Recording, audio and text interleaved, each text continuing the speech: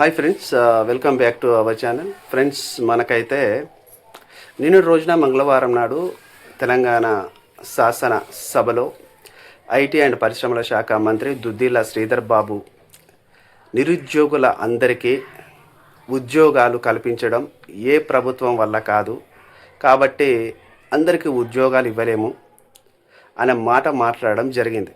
ఈ మాటకు నిరుద్యోగ సోదరులు అందరూ, నిరుద్యోగ లోకమంతా ఒకటేసారి దిగ్భ్రాంతికి గురైపోయి ప్రభుత్వం ఇంత మొండిపోకడగా పోతుంది, మేము ప్రభుత్వాన్ని గెలిపించుకోవడానికి ఊరూరున పల్లె పల్లె వాడవాడలా తిరిగి ప్రతి ఒక్కరితోని ఓట్లేపిచ్చి ఈ యొక్క కాంగ్రెస్ ప్రభుత్వాన్ని అధికారంలోకి తీసుకొచ్చినా కూడా జాబ్ క్యాలెండర్ కానీ 2 లక్షల ఉద్యోగాల భర్తీ పైన కానీ ఎలాంటి అనుకూలమైన ప్రకటన చేయలేదు. శాసనసభ కనీసం ఒక 5-6 రోజులు జరిగింది.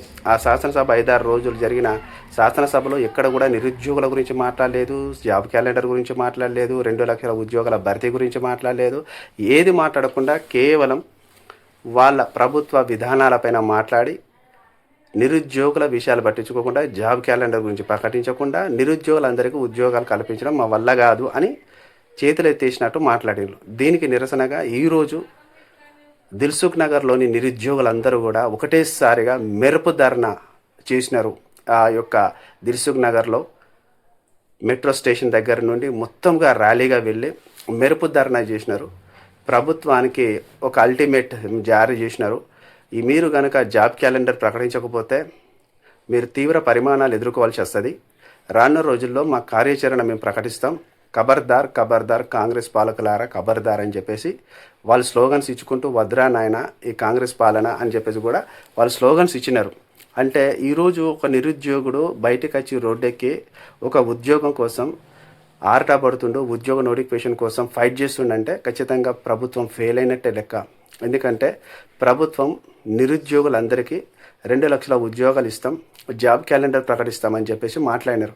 ఈ ఐఏఎస్ రిటైర్డ్ ఆకునూరు మురళి తాను కాంగ్రెస్ మేనిఫెస్టోలో భాగంగా ప్రతి సంవత్సరం ఒక 2 గ్రూప్ 2 నోటిఫికేషన్లు, 2 గ్రూప్ 1 నోటిఫికేషన్లు, 2 డిఎస్సి నోటిఫికేషన్లు అని ఒక డ్రాఫ్ట్ పేపర్ను తయారు చేసి దాన్ని కాంగ్రెస్కి ఇచ్చి, అది కాంగ్రెస్ మనకు ఎలక్షన్ టైంలో ఇట్లా మేము 2 డిఎస్సీలు వేస్తాం, 2 గ్రూప్ 2లు వేస్తాం, 2 గ్రూప్ 3లు వేస్తాం, 2 గ్రూప్ 1లు వేస్తామని ఒక పేపర్, వైట్ పేపర్ పైన పట్టిక కాలం కొట్టి అవన్నీ చూపిస్తే మన వాళ్ళందరూ కూడా అరే నిజమే కాంగ్రెస్ ప్రభుత్వం వస్తే ఒక సంవత్సరంలో 2 గ్రూప్ 2లు, 2 గ్రూప్ 1లు, డిఎస్సీలు ఇట్లా చాలా పోస్టులు, చాలా ఉద్యోగాలు వస్తాయి, మన బతుకులు బాగుపడతాయి, అందరికీ ఉద్యోగాలు వస్తాయి, 2 లక్షల ఉద్యోగాలు ఇస్తుందంట అని చెప్పేసి చాలామంది అట్రాక్ట్ అయిపోయి ఆకర్షణీయంగా రేవంత్ రెడ్డికి మొత్తం ఓట్ల మీద ఓట్లు గుద్దేసి రేవంత్ రెడ్డిని తెలంగాణ రాష్ట్ర ముఖ్యమంత్రిగా వాళ్ళు గెలిపించుకోవడం జరిగింది.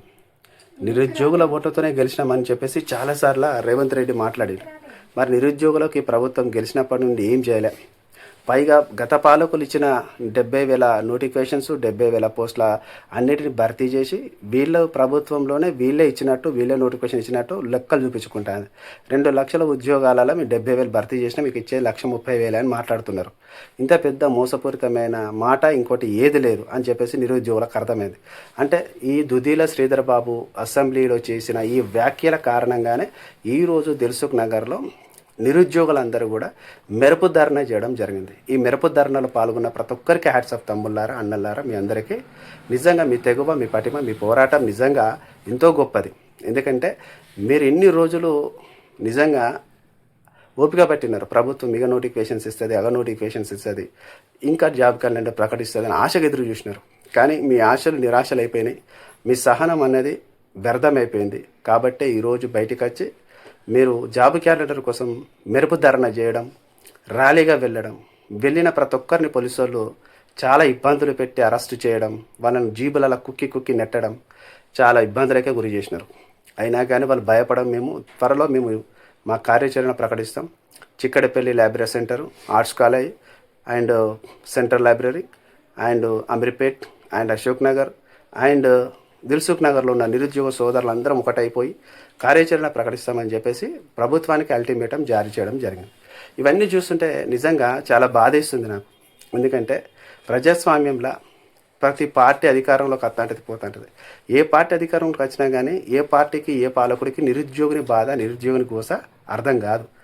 చదువుకున్న ప్రతి ఒక్కరు కూడా గ్రాడ్యుయేట్స్గా పోస్ట్ గ్రాడ్యుయేట్స్గా వాళ్ళు పట్టాలు పొందినా కూడా మాకు ఉద్యోగాలు కల్పించండి, మాకు ఉద్యోగ నోటిఫికేషన్లు వేయండి అని ప్రభుత్వాన్ని ప్రతిసారి క్వశ్చనింగ్ చేస్తూ ప్రతి నిరుద్యోగుడు క్వశ్చనింగ్ చేస్తూ ఫెయిల్ అవుతూనే ఉన్నాడు తప్ప సక్సెస్ అయినోడు లేడు. ఇది తరతరాలుగా నిరుద్యోగుడు మోసపోతున్న పరిస్థితి, దుస్థితి. అందుకే నేను మళ్ళీ చెప్తున్నా, మిత్రులారా, పోరాటం చేస్తే తప్ప మన ప్రతిఫలం సాధించుకోలేం. పోరాటం మన పటిమలోనే ఉంది. తెలంగాణ మట్టి గడ్డపైన పోరాడితే పోయేది ఏమీ లేదు. బానిస సంఖ్యలు తప్ప అని కారల్ మార్క్స్ మాట్లాడిండు. కారల్ మార్క్స్ మాటలు నిజమే. పోరాడితేనే అన్నీ మనకు వస్తాయి. ఒక సంఖ్యలు మనల్ని బంధించలేవు. చాలామంది నిరుద్యోగ మిత్రులని పోలీస్ వాళ్ళందరూ కూడా ఇబ్బంది పెట్టి జీబులలో కార్లలో కుక్కుతున్నారు. నేను మళ్ళీ చెప్తున్నా, మీకు ఉద్యోగాలు వచ్చినాయి, మాకు ఉద్యోగాలు రాలే. మా ఉద్యోగాల కోసం మేము ఫైట్ చేస్తున్నాం. మేము ఎవరికో వ్యతిరేకం కాదు, ప్రభుత్వానికి వ్యతిరేకం అసలే కాదు. మేము అర్థిస్తున్నాం, మొరపెడుతున్నాం. కానీ మా బాధ, మా రిక్వెస్ట్ మీకు అర్థం కాక రోడ్డు ఎక్కి మొత్తుకుంటున్నాం.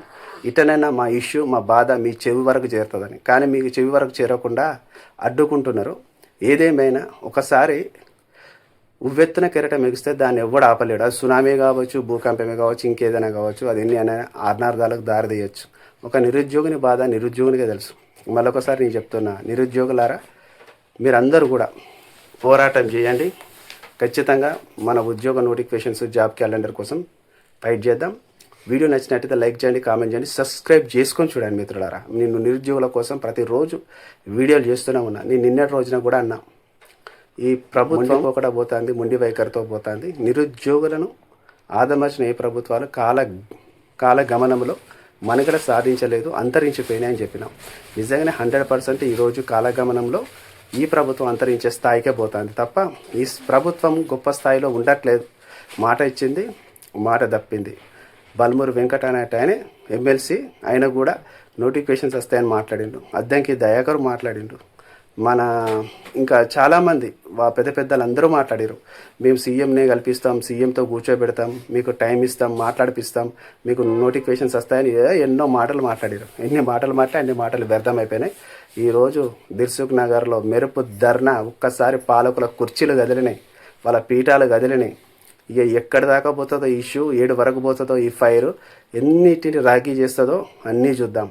ఎవడు అడ్డొచ్చినా భయపడేదే లేదన్నట్టు నిరుద్యోగ సోదరులు అల్టిమేటం జారీ చేసినారు ప్రభుత్వానికి.